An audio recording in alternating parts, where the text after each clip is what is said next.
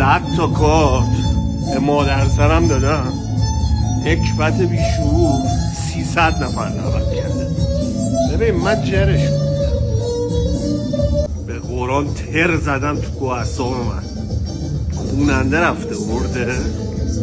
چند خوبه این خوننده گرفته باشه؟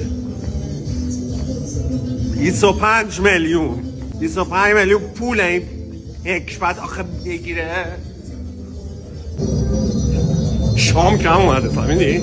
گفتم که به کتفم 300 تا دعوت کردی برای کجا؟ ماشالله واقعا اون خوبی داشتم، ول کردن 500 میلیون پول اینجا رو دادم. چک هفته آینده رو چیکار کنم؟ چک هفته آینده چیکار کنم؟